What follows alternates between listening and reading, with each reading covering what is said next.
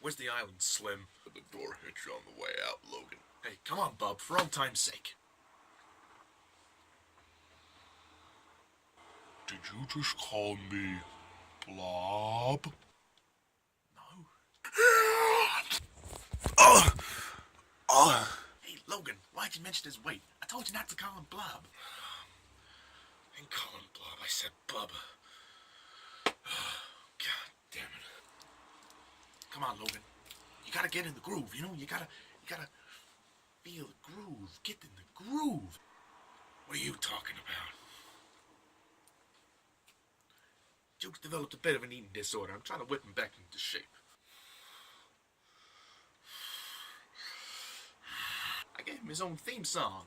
You know, fellas want to take him on. You gotta give him his own theme song. What are you talking about, Bub? Well, he's a big old guy. Nobody won't mess with a big blob. Did you just call me Blob? Oh, look out, Bub. Hey, Dukes. DJ, hit it. I like 'em big, I like 'em chunky, I like 'em big, I like 'em plumpy, I like 'em round, with something, something, they like my sound, they think I'm funky, my name is Mortem, Mortem, yeah, you say it double, say my name, girl.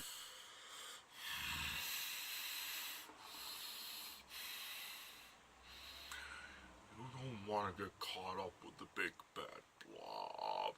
Oh, fuck. I like 'em big, I like 'em chunky, I like 'em big, I like 'em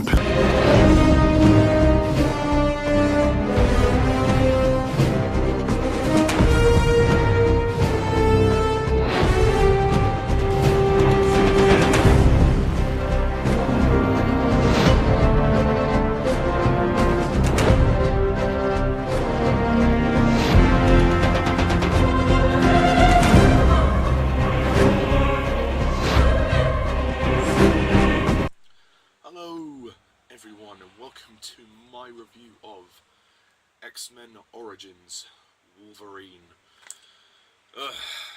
So, the fourth X-Men movie. It's not actually X-Men 4, but it is the fourth movie that was released. 3 years after X-Men 3 The Last Stand, which you thought would have been the last one, but no, they found a way to continue. This movie is actually sort of a prequel spin-off, centered around Wolverine, and, as you can guess, his origins, hence the title. So some of this might be familiar territory, as some of this was explored in X-Men 2, but it's they decided to go back and create a whole film around it. So basically, the plot of X-Men Origins Wolverine is going to take quite a while to explain. Is that it starts out in like Victorian Canada, and in the Victorian era in Canada. Then you know, Wolverine accidentally kills his own father without realizing, after having seen the guy who he thought was his father be killed. And him and his half-brother Sabretooth run away, and they get caught up in all of the wars, and that's the sort of opening credit sequence. They show all the wars during that time, and then after that they are enlisted into this special program of special mutants with special powers by William Stryker, in this film played by Danny Huston. And then they have to go to South Africa on this mission to find this compound, and then things happen. The team split up, go their separate ways. Logan meets Kayla, Silver Fox. They're in a relationship. They live in like the mountains of Canada. Stryker tries to, you know, press gang Logan back into the team, but he refuses. So then he orders Sabretooth to, well, stage Kayla's death, in which Logan vows revenge, and he tries to go after his brother to kill him, but then Stryker manages to persuade Logan to take on this Weapon X program, in which adamantium will cover over his skeleton, and that will give him the tools to defeat Victor Creed, his brother. And then from then on, we discover that, Stryker is kidnapping mutants and harnessing their powers, combining them to make this ultimate weapon, Weapon 11. And that's really it. That's the plot of X-Men Origins Wolverine. So, X-Men Origins Wolverine. Right off the bat, when you watch this film, after about the first 5-10 minutes, there's something that says to you, this doesn't feel right. It's not quite the origins that we imagined. Well, that was certainly not what I imagined anyway. I mean, you think they actually delve into the origins. It's called X-Men Origins Wolverine, but there's barely any origins explored, other than the ones we already know, like him going to Alkali Lake and, getting his skeleton covered in adamantium and his claws and whatnot. Oh god, it just doesn't. Something about this just doesn't work. I don't know what it is, but this movie's a mess. This movie's a mess. It's terrible. It's terrible. You thought X-Men 3 was bad, then, man, you haven't seen nothing yet. This film is just plodding. Like, after a somewhat promising first 5 minutes, you think, oh, okay, this might be quite interesting, because it starts in, like, a flashback in, like, when Logan's a boy. That was quite an intense opening, I have to say, and also that title sequence is brilliant when it shows Victor and Logan going through all the wars. But after that, the movie just falls flat on its arse. It's a boring, plodding mess. Wolverine, he becomes like this.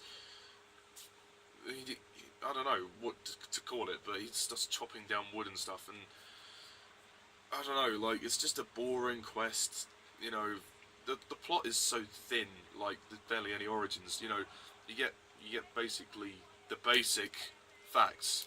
Where he got his jacket from, where he got his adamantium claws from, where he came from, him and his brother's relationship, him and his girlfriend's relationship, him and Stryker's relationship, but there's not much of the actual origins explored here, which is what really pisses me off, is the fact that it's a movie that basically is filler. It's basically filler.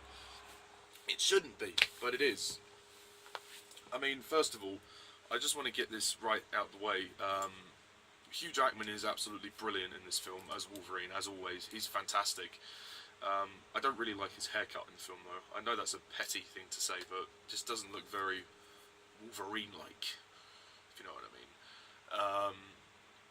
But I think, for what it's worth, his acting is absolutely superb, and he carries the film. He was the only thing that made me get through it. The rest of the cast are all they range from pretty average to pretty disappointing.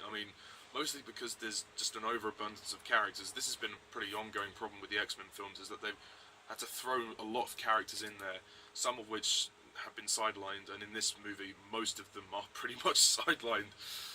You have Kayla, who's the love interest.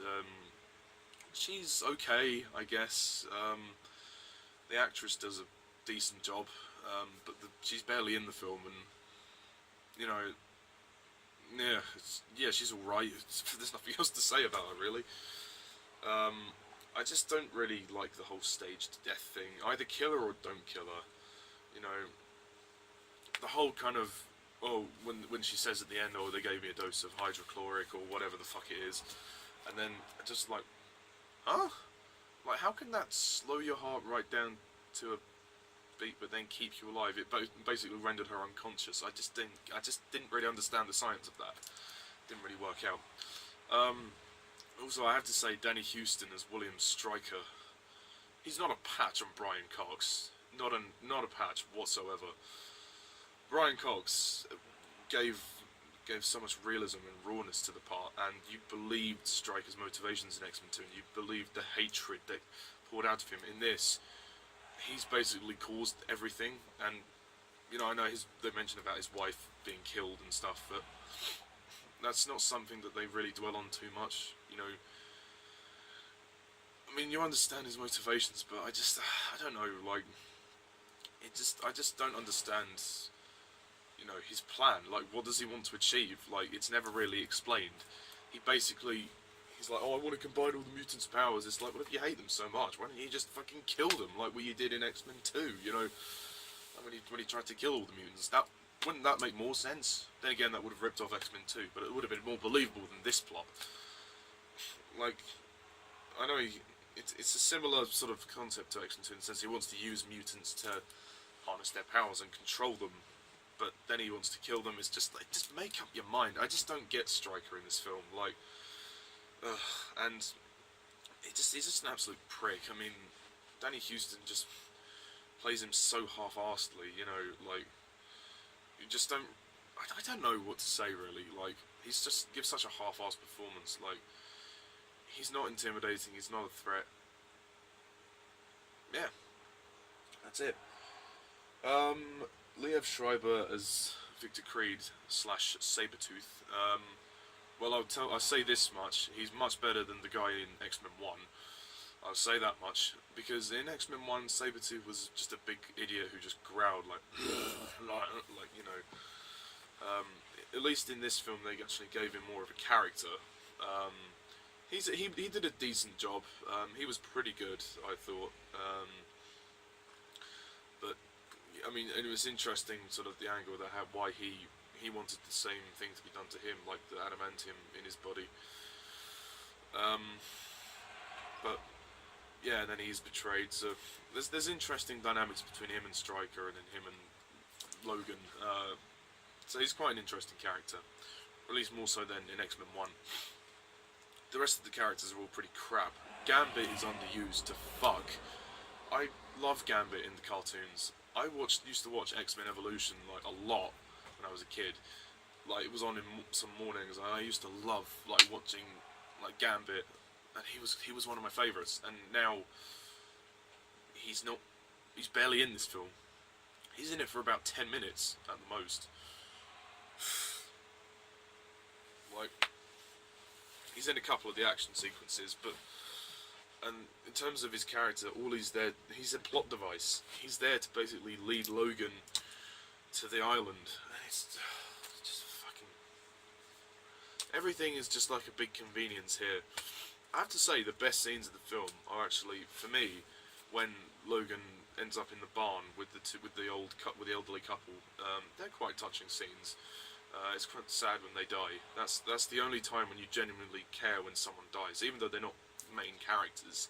It's just a nice moment. It's just something you wouldn't expect, and it's something that takes away from all of the main plot.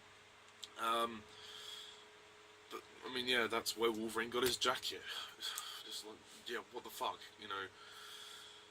I mean, there's so many characters in this film. It's just bloated. Like, you have John Wraith, you have Bradley, you have Agent Zero.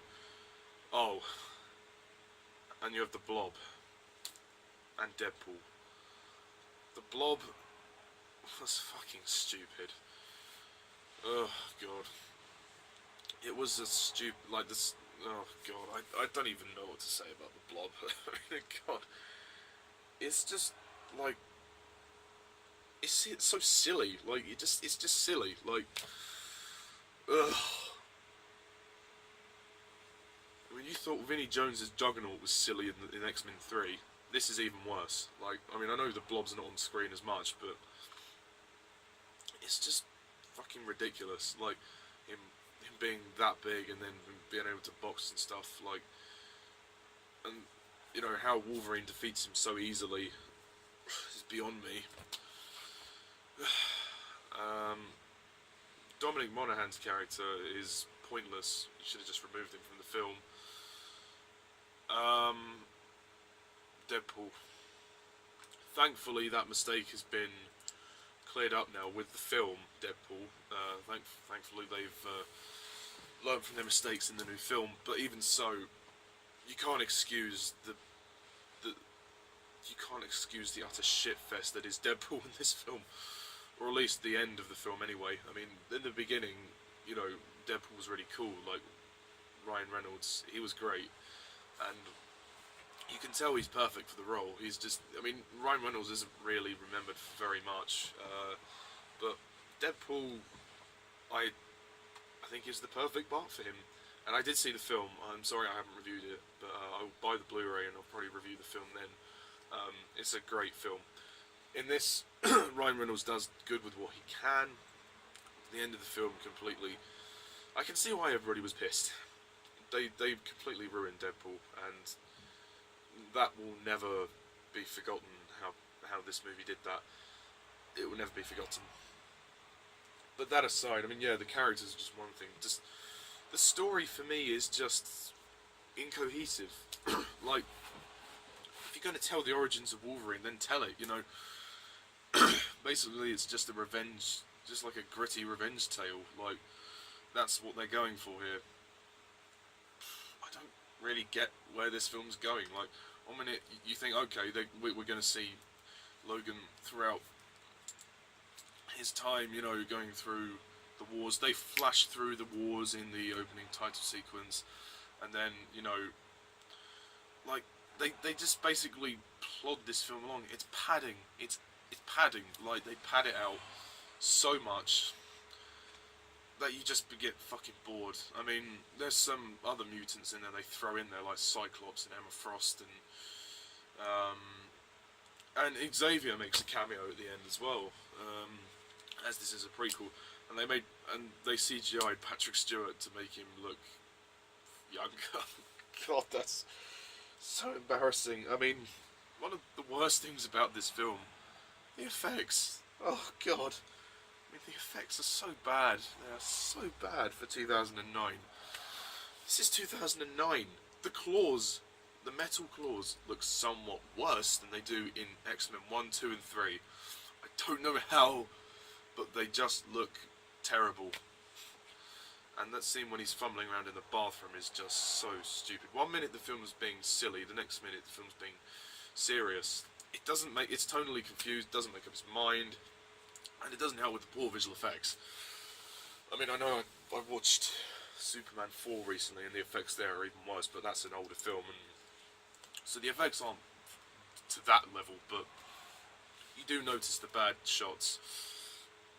It just looks unfinished. It just looks unfinished. It doesn't look much better than the pirate copy that everybody leaked online. It doesn't look much better than that.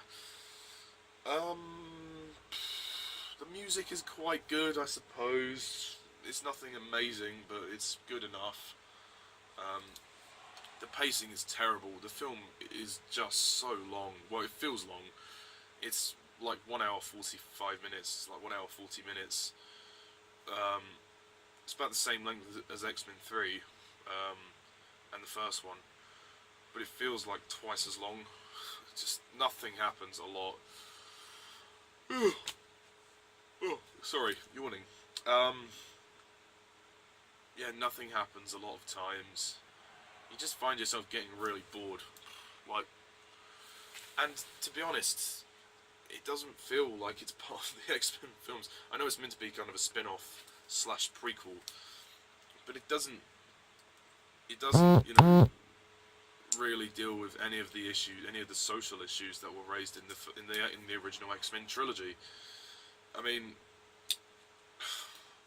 I don't know if that was intentional or not, but I would have liked to have seen a bit more of that, like, you know, dealing with, like, you know, the way mutants are portrayed. It would have been interesting to see how the whole mutant and human ethical debate was handled.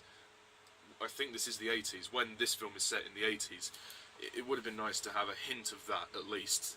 But no, they just, it's kind of just, this is like a dumbed down version of what the origin should be. I think that the direction is all over the place. Gavin Hood, what the fuck happened? I mean, I know some people would mistake this to be directed by Brett Ratner, but trust me, Brett Ratner did not direct this. As much as some people would have thought, this movie is directed by Gavin Hood. who... The only other film of Gavin Hood's that I've seen is Ender's Game, and that was crap as well. I didn't like it. With this, you have some good things like Hugh Jackman, the music. Some of the action scenes are good, I'll give it that. There's some decent action sequences. They don't really have they don't have any weight to them because you don't care about what's going on, but they're entertaining to watch. In terms of just mindless action, it's good for mindless action, but overall it's terrible. And the whole backstory behind Wolverine's name, don't even go there. That scene when Kayla's telling him about telling us about where the Wolverine's name came from. Oh, just get out! What the fuck? It's terrible. It's just fucking terrible. I mean, oh god. I mean, there are aspects that I quite like, but this is the X-Men film I've seen the least, and I don't really go back to this one very much, unless I am marathoning all of them, or unless I have a good reason to go back for it. In this case, because of the review. It's a mess. It's a total mess. Oh god. And the ending is very abrupt as well, I must say. Like when Logan gets shot in the head with an adamantium bullet. One thing I don't understand is, with an adamantium bullet, how does that erase one's memory? Please explain to me, because I'm clueless here. If, Gavin Hood, if you could please explain that, then, that would help. So many things just don't make sense. Will.I.am's in the movie. Will.I.am. That's just such a bizarre casting choice for an X-Men film. Will.I.am, like, God. I have nothing against Will.I.am. I just think he's a bit of a weird choice to have in an X-Men film. But oh well. Overall, X-Men Origins Wolverine is a mess of a film. It's pretty disgraceful. It doesn't have much going for it. It's not atrocious, but it's just not great. It's bad. It's bad. It saddens me to say it, but X-Men 2 is a better Origins film for Wolverine than X-Men Origins Wolverine, and I said that in the X-Men 2 review, and I stand by that statement here. So, for that reason, and all the others I've just talked about, overall, I'm going to give X-Men Origins Wolverine 3 out of 10.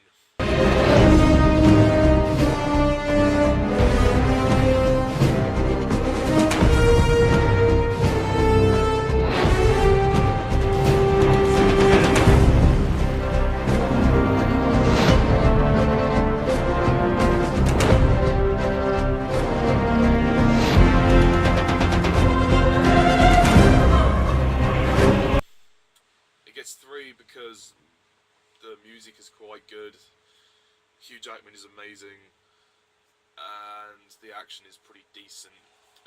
The production design is quite good, I suppose. I mean, at least there's a budget. But the CGI and visual effects, oh damn, that's embarrassing. But yeah, so that's pretty much it for that. For X-Men Origins Wolverine. Tune in next time when I review X-Men First Class, so that'll be interesting. I'm looking forward to rewatching that. But this movie sucks. Don't watch it. It sucks. Seriously.